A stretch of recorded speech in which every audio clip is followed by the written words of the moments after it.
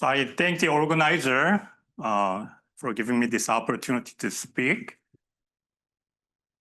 Okay. Today, I will talk about quiver mutations. So let me start with defining what quiver mutation is. So let Q be a quiver. So let's consider a quiver. Quiver is just a directed graph. It's a different name. But we allow multi-edges, and it is directed, and then the arrows should be directed.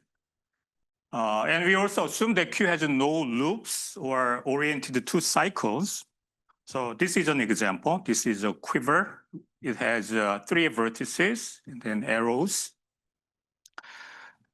This is a non-example. So what's the problem with this quiver? Yeah, this is oriented to cycle. We don't allow an oriented to cycle. So, or we just consider these 2 arrows cancel each other. These are red arrows.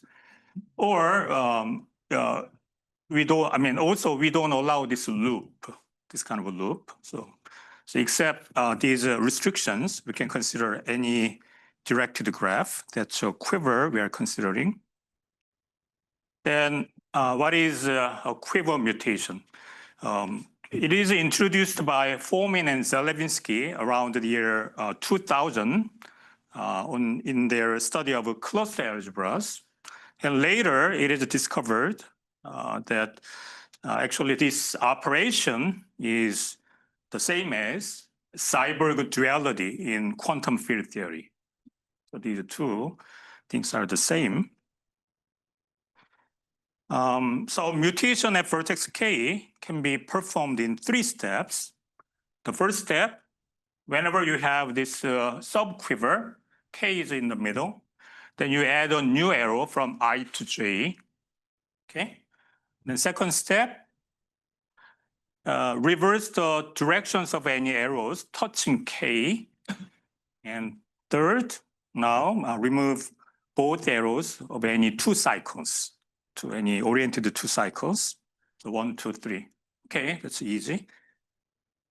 So here is a quiver, very simple quiver. Consider mutation at vertex 1. Then this is 2, 1, 3.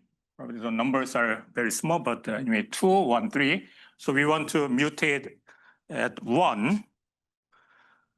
Then, because there is a path or subquiver, we have to add 1 arrow.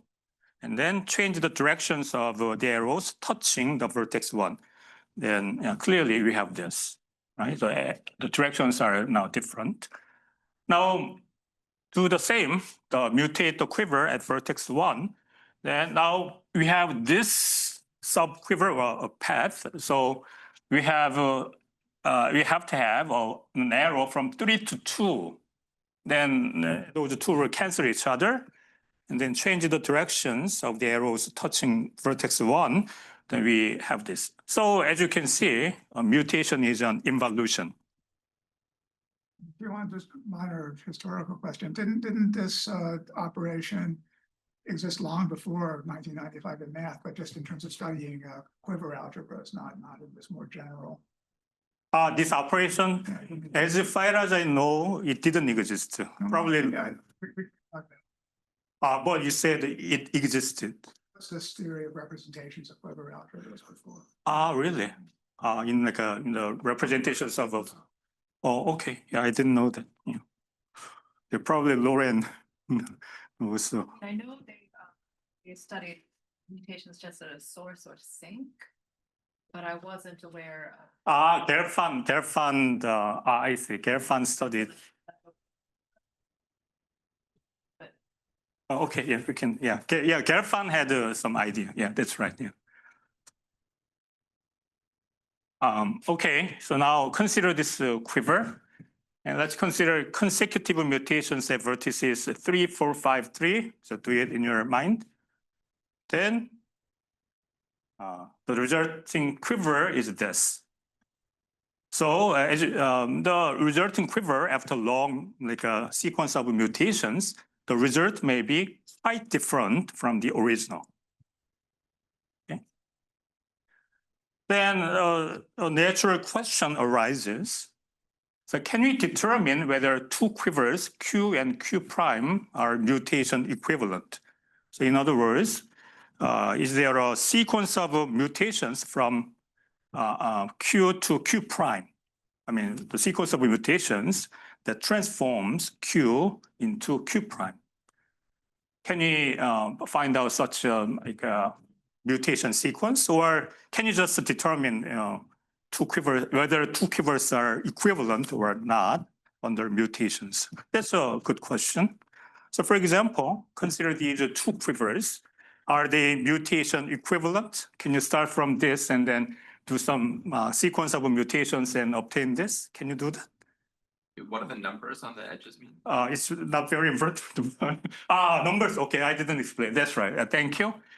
The numbers are, there are two arrows. Then instead of writing two arrows, we have number 2. So what I meant was, yeah, this is 139, but these are specific numbers mean.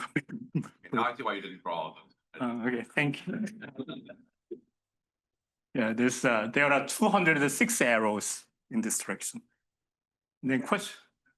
Since you allow multiple arrows, in the definition of mutation, when you said at the end in the step 3 you cancel, but you cancel only if there's only one, you cancel all one. One by one. Yeah, one pair of two. Yeah.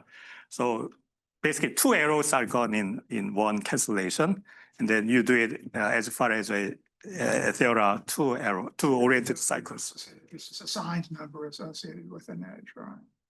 Signs of. So in other words, Yeah. you reverse the edge and you negate the number. That's the data. Yeah. Right. Yeah, because in second step we have to reverse the arrows, and then if there is two oriented two cycle, then we cancel. Does it answer your question?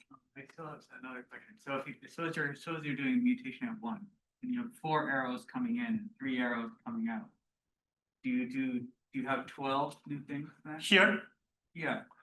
we only consider this, not this. No, but if you have multiple arrows going into 1, if that single arrow were 4 arrows going up into 1, and then like, you have 3 arrows going out of 1. I see, like this. Yeah. I see, like this. Does that mean you're going to get 12 arrows? now? Exactly. Yeah, we have we'll have 12. Yeah. Okay. So if you mutate this, then you'll get this. So if I use what Michael was suggesting about writing for the numbers there, then in those terms you're negating those two numbers, and then you're adding product to the arrow.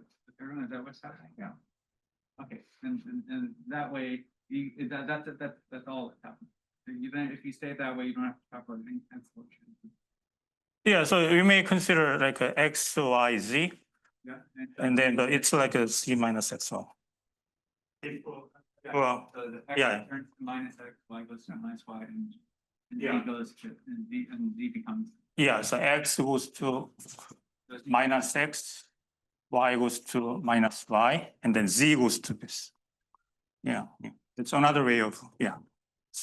Thank you. Any other question about quiver mutations?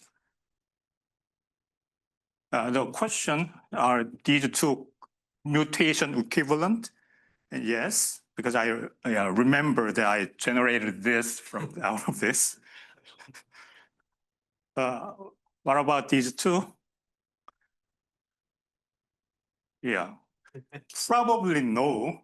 But I forgot. I just vague. I don't really remember how I generated this quiver. So now, yeah, I'm not sure if they are really mutation equivalents or not. I like simple variants that would tell you that they're not.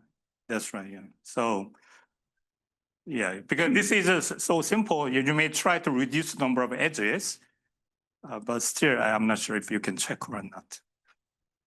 So, as you can see, deciding whether two quivers are mutation equivalent or not is very hard. But so that's really hard. The question I want to talk about today is related to acyclic quivers. About the previous question, please. Is there a bound on how many extra arrows? Suppose that two are equivalent. Can you bound a priori how many extra arrows may be? But maybe another question, way to phrase it: is it at all decidable? This decidable means Is there an algorithm tells you? there is no algorithm. No algorithm. No, algorithm. But you have if they prove that there's no. Proved, yeah. The someone proved that some special case is NP hard. So some special case. The NP hard means what? Does that mean that some special case is NP hard? I mean, it must be semi-decidable, right? If there's some path you could eventually Yeah. find. Yeah. My understanding of complexity is shaky, so. Search forever, you don't find it. No, that's right, semi-decidable. You can't show it. Yeah. That's right. Yeah, but on some very special case, is already NP hard. That's proven. There is a paper. Now, acyclic quiver. So a quiver is acyclic if it does not have any oriented cycle. And these are acyclic quivers. So there is no oriented cycle, And I want to ask this question. Can we determine whether a quiver Q is a mutation acyclic? So that means there is a quiver. Now, is this quiver mutation equivalent to an acyclic quiver or not? Yeah, it's related to the previous question, but not the same question. Yeah, it may be a little bit easier. I'm not sure. But why do we care about this question? Motivation. So the reason, one of the reasons comes from cluster algebras. So mutation is an equivalence relation. So mutation divides the set of quivers into mutation classes. And roughly speaking, each mutation class determines a cluster algebra. And cluster algebras provide a unifying framework connecting diverse areas of mathematics and mathematical physics. So the cluster algebras have been studied intensively and extensively for the last 2 decades. And then Lauren Williams is an expert. And if Q is a mutation acyclic, then the cluster algebra is manageable in some sense. So, for example, in the sense that many theorems in the cluster algebra assume mutation acyclicity of the quiver Q. But if Q is a non-mutation acyclic, then roughly speaking, the cluster algebra is out of control. And then there are few theorems available. So therefore, we want to determine whether Q is a mutation acyclic or not. So the motivation comes from this situation. Okay, so the good news is that the question is completely, the answer to the question is completely known for rank 3 case. So if there are only 3 vertices, then we know the answer. Of course, rank 1 and rank 2 are trivial cases. So consider now rank 3 cyclic quiver. There is a cycle, XYZ. Otherwise, it's, of course, a mutation acyclic by default. So consider this a cyclic quiver. And then define this polynomial or this quantity x squared plus y squared plus z squared minus xyz. Okay, and this quantity is called the Markov constant associated with Q. And we have this theorem due to Beinecke, Bristol, and Hill. The rank 3 quiver Q is mutation acyclic if the Markov constant is greater than 4 or the edges or edge weight xyz is less than, the minimum of the arrow weight is less than 2. And the opposite happens. Q is a non-mutation acyclic if the constant is less than 0 or this condition is satisfied. Okay, so it answers the mutation acyclicity for rank 3 case. So for example, this Markov quiver, if you compute the constant, and the Markov constant is 4, and then the number of edges is all 2. So 4 and all 2. Okay, so this case, so the conclusion is that this quiver is mutation. Its quiver is a non-mutation acyclic from the theorem. So the importance of this polynomial or the constant, let's say x, y, z are variables, so these are polynomials, then c equal to 0 and c equal to 4 play the role of separating hypersurfaces. So if you think this as like in a data science perspective, then these are separating hypersurfaces in the feature space. Okay, so rank 3 is good. What about rank 4 or higher? Then, as far as I know, or basically I don't know much, so very little is known. Determining mutation acyclicity is difficult. And can the Markov constant be generalized to higher ranks? Because in rank 3 case, it was so successful. So our desire or hope may be to have something similar for rank 4 or higher. But currently, no generalization is known. Okay, so in this situation, what can we do? Yes, and moreover, we have a new approach. So question, can we use machine learning for this problem? So this has been our new paradigm. So in this situation, we generate data sets, compute, generate data sets, and apply machine learning. Okay. So for example, we can use neural networks and support vector machines, because support vector machines will give us some separating hypersurfaces or hyperplanes. So these two may be a good options. So in joint work with Kimani, Armstrong, Williams, Edward Hurst, and then Blake Jackson, we studied rank 4 case. And then in the rest of my talk, I will present the result. Okay, that's the content of the rest of my talk. But this is a reunion workshop. So let me tell you what happened last year at the CMSA workshop. So I proposed the following problem last year.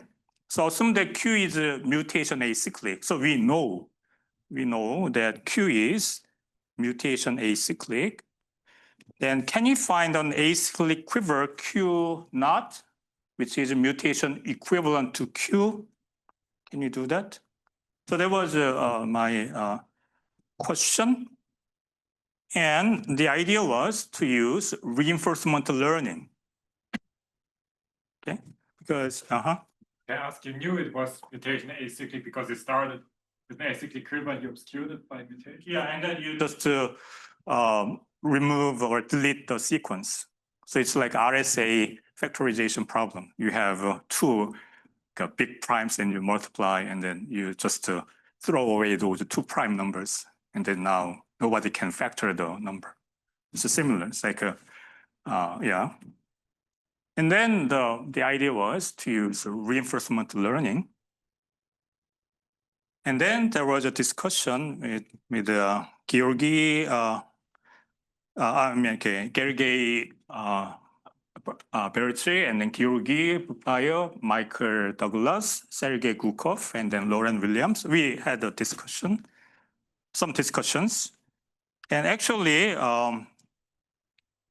Georgi showed us some successes in several rank 6 examples. And then we found out a relevant paper by Foreman and Neville. It's not exactly like about reinforcement learning, so it is related to this question. And then after the workshop, after the program, everyone became very busy. So I hope that we can resume the discussion sometime. But anyway, this happened last year, and it was a very inspiring discussion.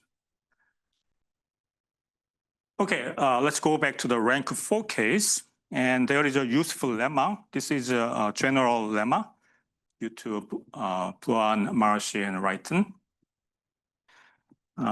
So let Q be any connected quiver.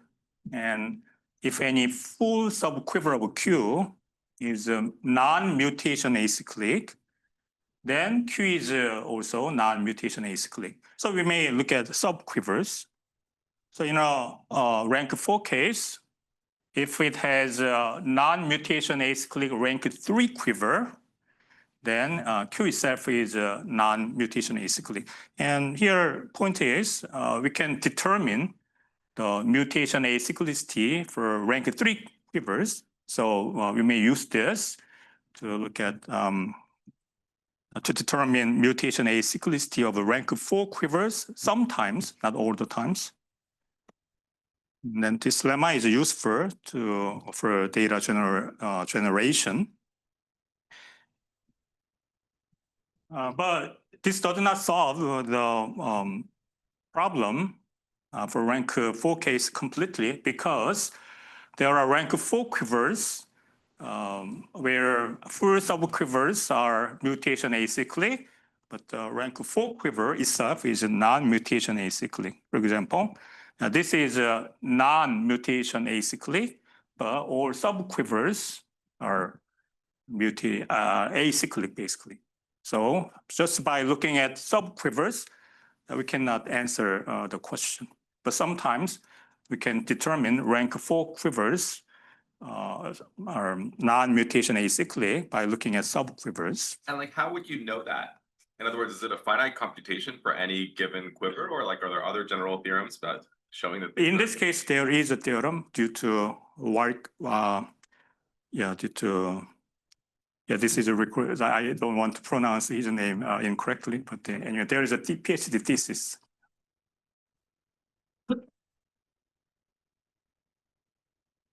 Any other question?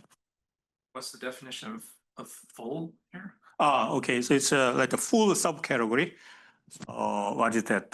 We don't remove any arrow from the 2 vertices. So we may get rid of 1 vertex, but we never reduce these numbers. That's a full subquiver. Any other question?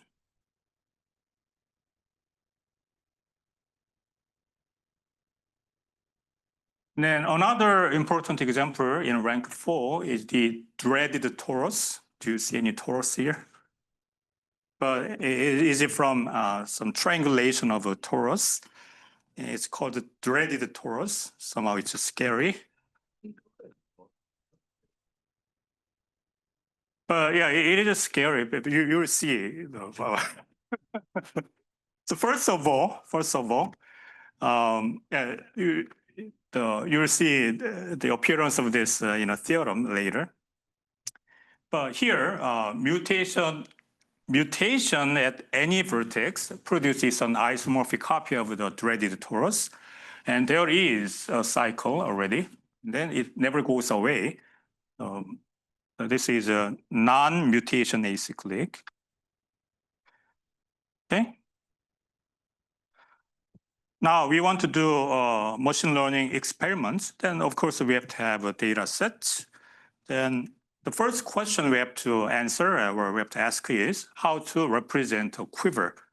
And the straightforward way is this. We have a rank 4 quiver. And then by considering the adjacency matrix, we have a 4x4 skew symmetric matrix.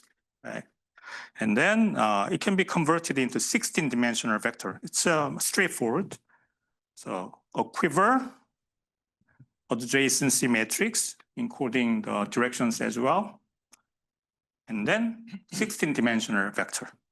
Okay, this is the representation of a quiver. Of course, there may be many different ways of representing a quiver. Let us take this. And data generation, the basic idea is we start with an initial set of quivers and mutate those initial quivers to a certain depth. How long should we go?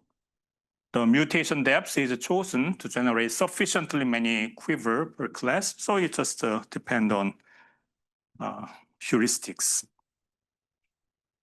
So for example, data set 1, we consider these initial quivers. The first 3 looks like a A4, variation of A4. And these quivers are variation of D4. These are non-mutation acyclic quivers. We have a theorem, and then, this is also from the lemma. We know that they are non-mutation acyclic. And then we mutate them to depth 8. And then these are the results. So as you can see, the number of data points, the numbers are big enough for for machine learning experiments. So you're always starting with ones where you provably know whether or not they're mutation acyclic. For this data set, yes. Okay. Data set 1, 2, 3, 4. 4 is different. So I will show you. Good question. It is complete. I finally many mutation class. Up to depth 8. Yes. Depth 8. Do you know there are only 4 mutation classes? No, because we started from these 1, 2, 3, and 4. We know, and then we label them like this. So this is different from the main question. So we have A4 like, so I said 1, 2, 3, 4. And then we label them 0, and then 1, 2, and 3. This is for a kind of a test experiments. Why do you not balance the? So in the actual machine learning experiments, we chose the same number of samples because they are not the same. The sizes are not the same. You show the animated 1, 2 again.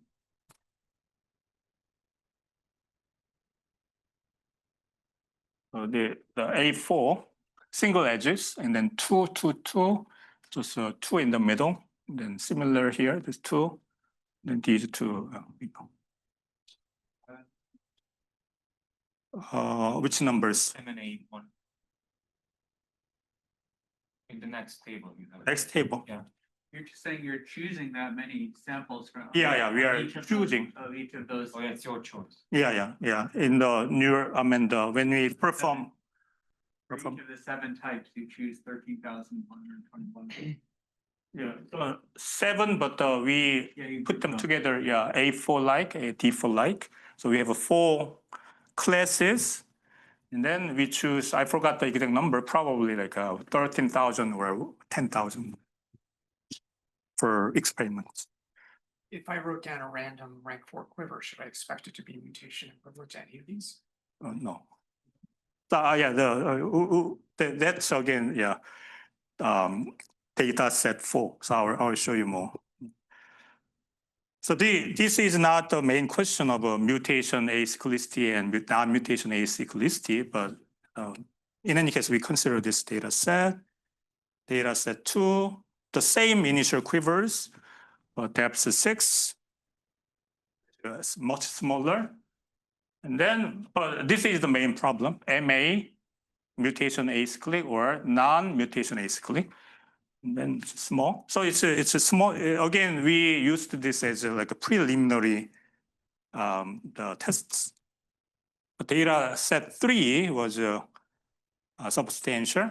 We considered more initial quivers. Okay, a lot more. Then depth 7. So the resulting data set had how many? Yeah, about 236,000 and then 184,000. So yeah, now this is substantial. It's not trivial data set, and the labels are MA or NMA. You remove duplicates when you generate them. We did put everything and then did the experiments. Of course, not the identical quivers, but put everything up to without considering isomorphisms. And then we also did some experiments after taking representatives from isomorphism classes. We did both, but all these reports are from without considering isomorphism classes. Yeah, we put all these quivers as initial quivers. There are so many different possibilities. So data set 3 was substantial. And then data set 4, here we want to have something complete. So we considered all rank 4 quivers with arrow weights from 0, 1, or 2. But I think we only considered connected quivers. And then as Jordan pointed out, here we have a problem because we need to label them as MA or NMA, but that's the purpose of this experiment. So we had to figure it out, how to label them. So that means we have to look at each individual quiver, and then find out if they are, when the quiver is MA or NMA. And then that naturally led to a theorem. But anyway, so final result is this. This is like a complete set of all rank 4 quivers with arrows 0, 1, or 2. And so the theorem,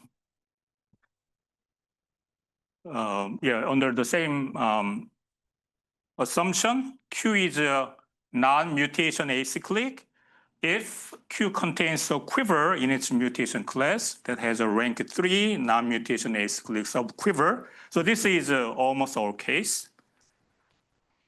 And now there is one single exception. Q is isomorphic to the dreaded torus. This stands alone. So it's a very powerful quiver. So how can you prove this? Altogether we have that many, about more than 15,000 quivers. And then just consider connected ones. And then now here we take everything into isomorphism classes. The number comes down to 667. Okay, not that many, but still many. Then among them, 401 were shown to be acyclic. It was easy to check. And then 44 were resolved by the known theorems, known cases, Markov quiver, and then 222 box quiver, and dreaded torus. And then 222 cases remained unresolved. Now here, what can we do?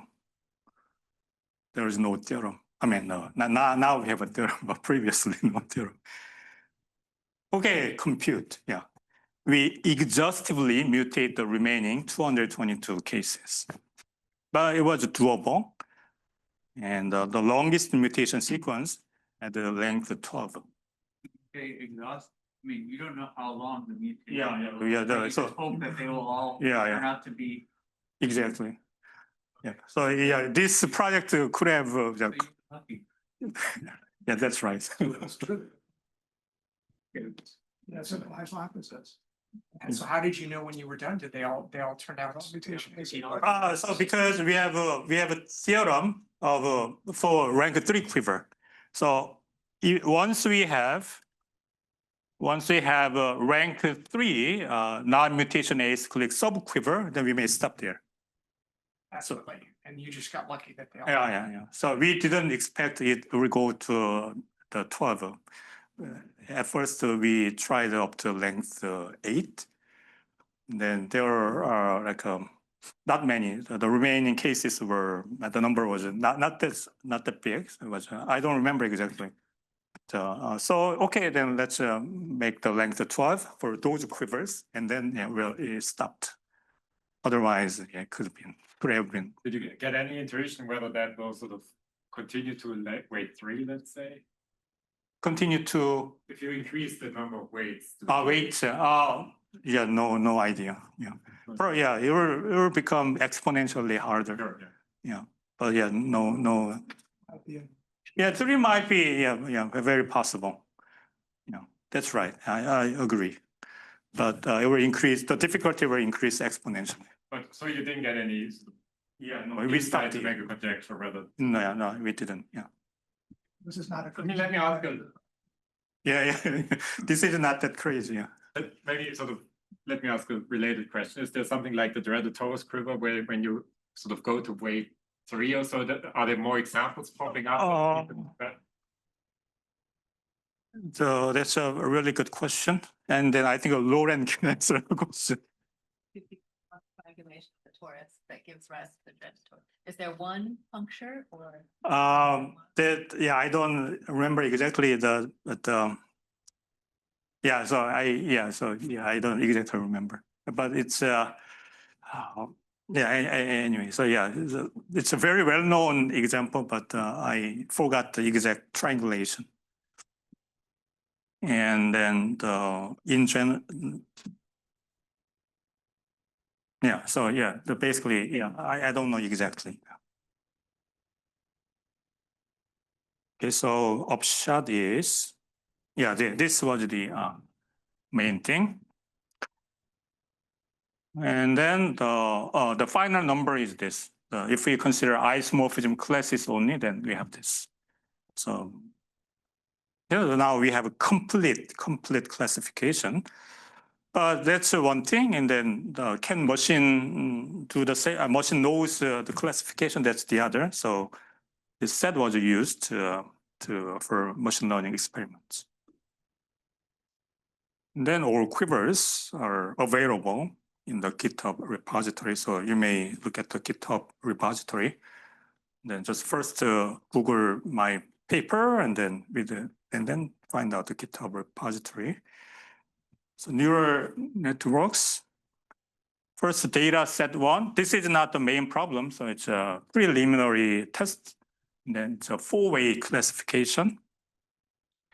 And then we used fully connected neural network with 9 hidden, this is a typo, hidden layers and 128 nodes.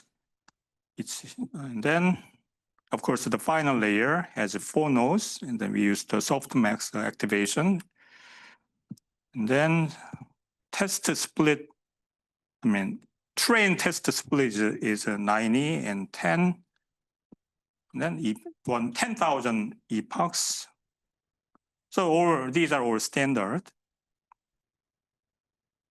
The result was, this is like a preliminary test, but still the accuracy was about 62%.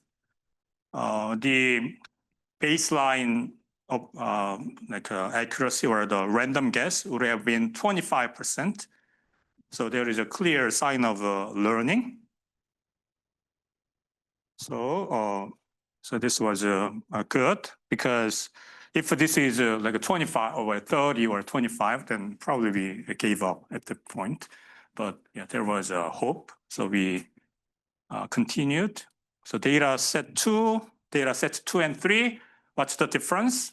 The data set 3 is much larger, 200 times larger than data set 2. But yeah, the accuracy were similar. So data set 2 showed test accuracy 87.7%. And then data set 3 result showed test accuracy 87%. So around 87%. The input to the neural network is this flattened matrices, right? Yes. There are some symmetries there. You can check. Oh yeah, it will come out soon. There is of course a symmetry. Okay, so maybe we'll talk. I'll wait on that. I might have a question. Yeah, the quick answer is later we used only 6-dimensional input. So we didn't really use or exploited those symmetries, but because those symmetries are obvious for later experiments, we used only 6-dimensional vector. Or I guess the easy thing to do is augment the data set by permuting the other vertices. Yeah. You do that? We didn't do that. We actually go the other way around, try to find the representation of the matrix. Yeah. We could augment the data set, or we could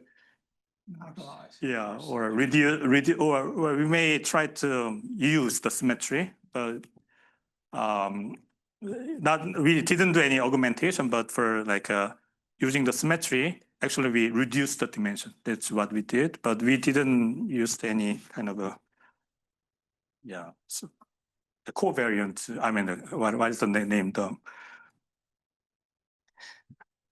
equivariant neural. We didn't use any equivariant neural network or something like that.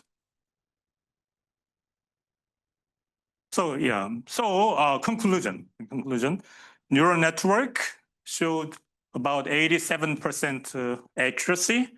So we can see that the machine learns mutation-acyclicity reasonably well. Not perfect, but reasonably well.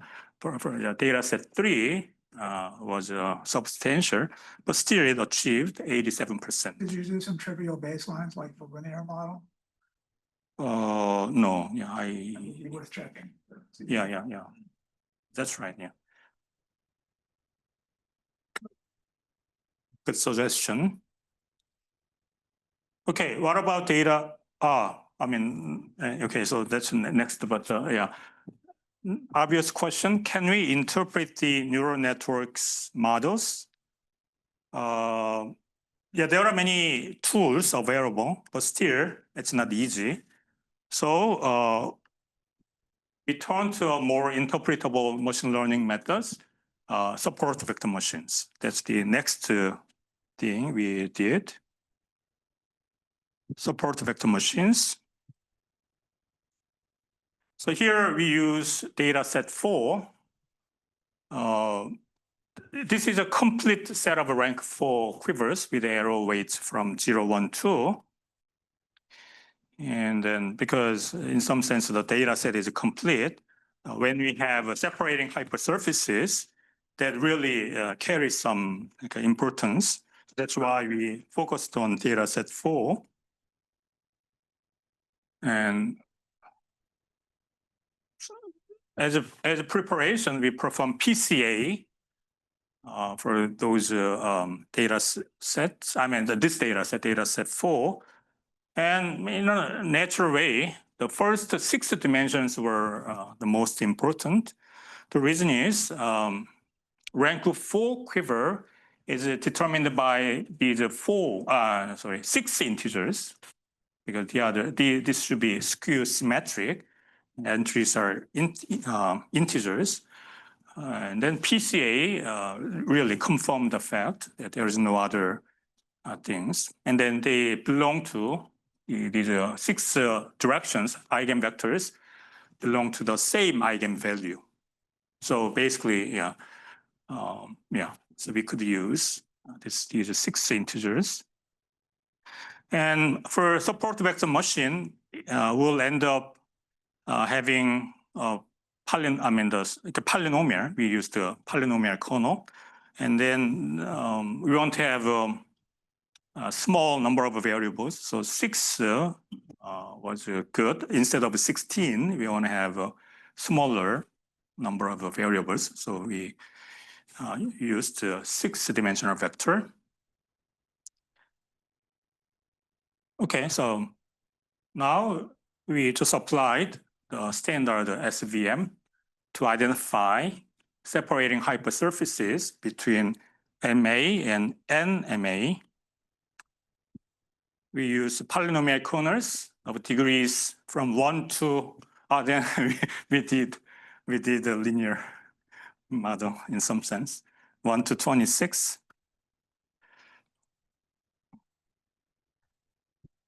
And then we take a MCC, the Matthews correlation coefficient, the Angelica introduced in her talk, because the data set is not even.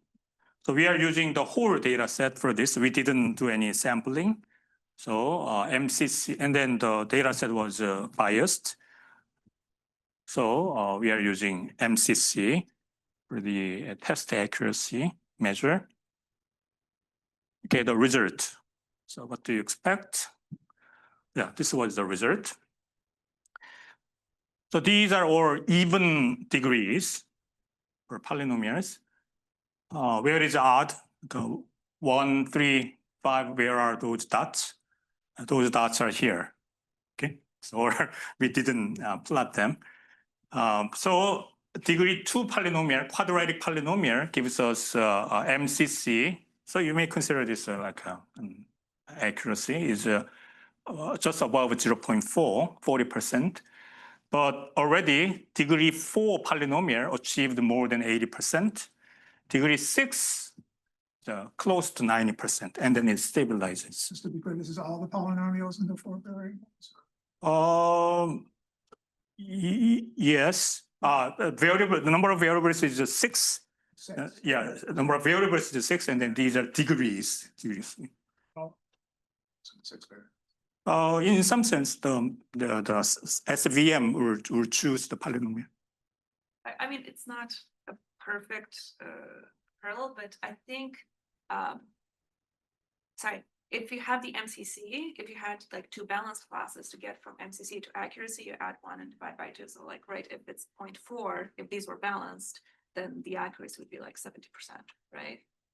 Yeah, because here, like right, for accuracy, like 50% is kind of like random, but for MCC 0. Yeah. So for MCC, there is a difference. Okay, MCC, in MCC case, no learning is 0. Okay, so in the accuracy, in binary classification, the random guess is half, or the majority, the percentage of the majority. But here, the no learning means 0, but already it achieves 0.4. Okay, that's a good point. So as a table, so the linear kernel shows us 0 MCC, no learning. 3, 0, 5, 0, so we didn't record anymore. And then 2, yeah, just above 0.4. Degree 2 was that, and then degree 4 gives us 0.8, about 80, not percent, but the MCC score, 0.8. 6 is the MCC, about 0.9. So the kernel is like a square of features, right? So you're seeing features that are half that degree. Oh. Yeah, so it's like once you get up to 6, then you can detect cubic things, because then you can compute the Markov constant. So then it would make sense that 6 is where you start to really get good. But do we have a square there? Yeah, I think so. I think the kernel is basically, in some sense, the sum of feature of one data point times feature of another data point. Okay, so I'll have to double check, but I thought that, so we are considering basically monomials of features, and then we are using the linear kernel. That's, I mean, it may be different. Exactly. The kernel is a function of the features, and the features are polynomial. Yeah, yeah. inputs. Oh, I think there's this factor of two of omega, Oh, and I don't know okay. what software. you use, but that- yeah, it depends on the implementation. It would be natural for it to be a factor of two, that the kernel of degree 2D is the sum over features of degree D. Okay. Yeah, yeah. That's a good point. So in that sense, the degree two kernel might be the linear model. Okay. Okay. Yeah, yeah, I need to Let's double check. Yeah, yeah, yeah, yeah. Yeah, yeah, anyway, I have to double check, but I thought that this is a really degree 6 polynomial, but yeah. Well, But that's right. I mean, that surely is the degree of the polynomial, but in the definition process, is in terms of the square. well, okay, okay, yeah. Okay, so this is the result. But here, the number of terms in the polynomial is also recorded. Degree 4, 128, okay, manageable. And then degree 6, 464. Okay, but yeah, here, yeah, yeah.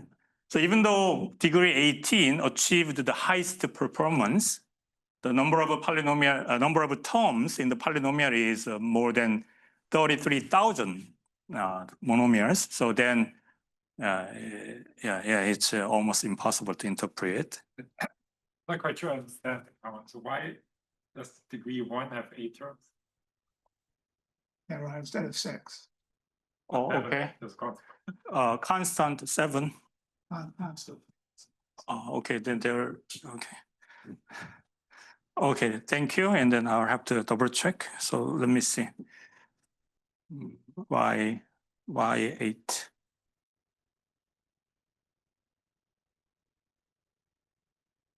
Yeah. I have to go and double check, yeah. But yeah, 6 and 8, so hopefully 7 and 8, so hopefully, yeah, it's not a big Sure, I error. was just trying to understand the count. Yeah, sure, yeah, sure. So I thought that this is the famous combinatorial problem of finding the number of monomials in 6 variables, but from the first line, it's wrong. For the lower lines, is it homogeneous or is it? This is a homogeneous. Oh, yeah. I see. So, but still it's a number. Okay. Okay. I don't want to make any further mistakes. So, Try in homogeneous. I think the model is dealing with the homogeneous polynomials. So if I remember correctly. I want inhomogeneous, I would guess. Like, continue. Okay, yeah. Okay, the result demonstrates the capability of SVMs for this classification problem because the MCC was more than 0.9, or even if we use degree 6, it was close to 0.9. And then odd degree polynomials. Did you check that if you feed it the whole data set, you can 100% fit it? So that's also. Yeah. It's not a generalization test. It's a test that the model can represent. Right. the answer. Probably we did that, but I don't remember exactly. Yeah. That's important to check. Yeah, that's right. Yeah, that's right. And then I thought that the symmetry kills the odd degree polynomials. But the more important point is that degree 18 polynomial is the best in MCC score, but it has more than 33,000 terms. So the interpretation is almost impossible. Go back to your table. I mean, I would have been tempted to say that already at like 10, 8 or 10, you get the max and the rest is just noise. Yeah, that's right. Yeah, around here, it achieved the max and then the rest is, I mean, here, this is obviously overfitting. You're overfitting. Yeah. 22 is probably. Yeah. So around here, it's very 18. Or even 8 or 10. I would. Yeah. This is maybe a really good choice. Yeah, here there is a signs of overfitting. That's right. very, again, it's very plausible that this should represent the answer, that there is some sort of invariance. Oh, yeah. You mind what the zeros are there? Yeah, for 3, 5. Yeah, so and then all the other odd degrees gives 0, so we didn't record them. Yeah. Okay, as Mike already pointed out, degree 6 or 8 polynomials may be potentially the most useful. If we consider degree 6, then it has only 464 terms, and then high MCC of 0.879. So it's quite satisfactory. And the GitHub repository has this degree 6 polynomial, so you can go and see if you want, and you can also see other polynomials. So this is the end of the machine learning experiments, but there are questions. Can these polynomials, in particular degree 6 polynomial or degree 8 polynomial, can those be used to find an analog of Markov's constant? So, and then we want to have a polynomial, the invariant under mutation. But can you find out such a thing? Markov constant is invariant under mutation. We have this polynomial, but yeah, we may have to look at the polynomial more carefully, but we didn't do that, haven't done it yet. And will these polynomials work for quivers with arrow weight greater than or equal to 3? And then here we did some experiments, and then it worked, actually. But in that case, we used degree 18 polynomial, but it worked perfectly. But degree 18 is too big. So, I mean, for some cases, we didn't do anything extensively. So there is a hope to find out an analog of Markov constant, I think.